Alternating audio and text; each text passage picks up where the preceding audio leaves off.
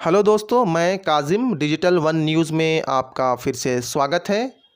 आज हम बात करेंगे कि सेवन पे कमीशन क्या होता है, इससे जुड़े हुए कुछ और बातें जैसे कि सातवें वेतन क्या है, वेतन आयोग कितने साल बाद लगता है, इसके अलावा सातवां वेतन कब मिलेगा या फिर बेसिक सैलरी कैसे बढ़ती है। इसके अलावा हम बात करेंगे कि भारत में पहले वेतन आयोग के अध्यक्ष कौन थे, वगैरह वगैरह। तो इससे पहले कि हम इसके सारे डिटेल्स आप तक शेयर करें, आपसे अनुरोध है कि जिन लोगों ने अभी तक चैनल को सब्सक्राइब नहीं किया है वो चैनल को सब्सक्राइब कर लें, इसको लाइक करें और दूसरों तक इसको शेयर करना ना भूलें। तो चलें दोस्तों, अब इसकी डिटेल आप तक हम बताने जा रहे हैं। सेवन पे कमीशन यानी केंद्रीय कर्मचारियों का अभी सेवन पे कमीशन के तहत सैलरी और इंक्रीमेंट होता है। सातवें वेतन आयोग में जो पे मैट्रिक्स बनाए गए हैं वे फिटमेंट फैक्टर पर बेस्ड हैं। सातवां वेतन आयोग 1 जनवरी 2016 को लागू हुआ था। नया वेतन मान आने के बाद ग्रॉस सैलरी में 14% का इजाफा हुआ। पहले ये 14,000 रुपये था, जिसे अब सातवें वेतन आयोग के तहत 30,000 रुपये कर दिया गया है।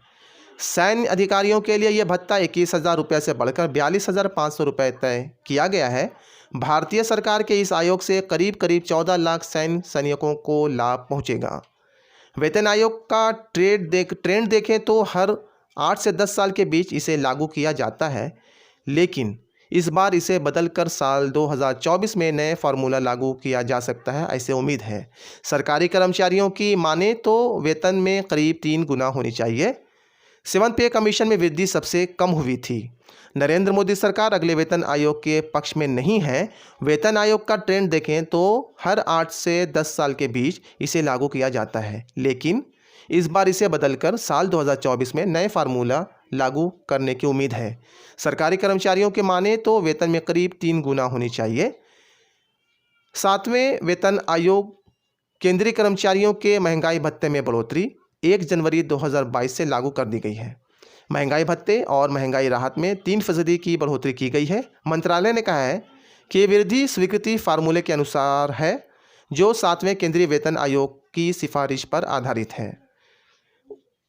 आमतौर पर basic salary CTC cost to company की 40 से 50% होती है। बोनस, पीएफ, ग्रेजुएटी जैसे लाभ बेसिक सैलरी के आधार पर निर्धारित किए जाते हैं। बेसिक सैलरी में किसी भी प्रकार की बढ़ोतरी या कमी किसी कर्मचारी के सीटीसी को प्रभावित कर सकती है। मूल वेतन के अलावा सरकारी कर्मचारियों को ग्रेड वेतन मिलता है, जो कर्मचारी की श्रेणी वर्ग पर निर्भर करता है। मूल वेतन और ग्रेड वेतन का योग महंगाई भत्ते और अन्य भत्तों की गणना के लिए उपयोग किया जाता है।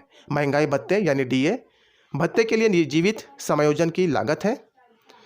पहला वेतन आयोग जनवरी 1946 को स्थापित किया गया था और इसने अपनी रिपोर्ट मई 1947 में भारत की अंतरिम सरकार को सौंप दी थी। ये श्रीनिवास वरदाचारी की अध्यक्षता में था।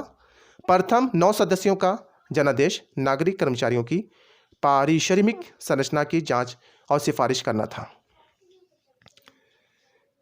केंद्र सरकार के कर्मचारियों का न्यूनतम वेतन 18,000 रुपये से बढ़ाकर 26,000 रुपये कर दिया जाए।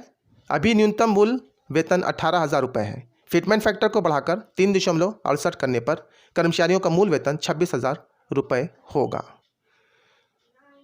अशोक कुमार माथुर, जी हाँ, न्यायमूर्ति अशोक कुमार माथुर को फरवरी 2014 में भारत सरकार द्वारा गठित सातवें केंद्रीय वेतन आयोग के अध्यक्ष के रूप में नियुक्त किया गया था।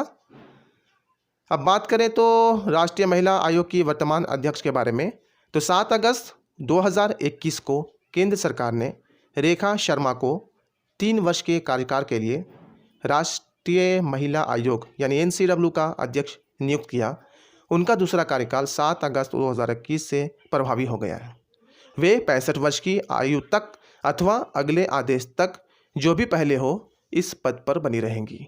वो वर्ष 2018 में पहले कार्यकाल हेतु इस पद पर नियुक्त हुई थी। तो फिलहाल दोस्तों, सेवन पे कमीशन से जुड़े हुए जो कुछ ख़ास बात थी जो मैंने आप तक शेयर की, ताकि जो लोग सेवन पे कमीशन के बारे में नहीं जानते उनको कुछ इसकी बेसिक जानकारी दी जाए। तो मैंने आपको ये सारी बातें शेयर की। उम्मीद है आपको या फिर जो नए लोग हैं उनको ये बातें पसंद आई होंगी। फ़िलहाल के लिए इतना ही।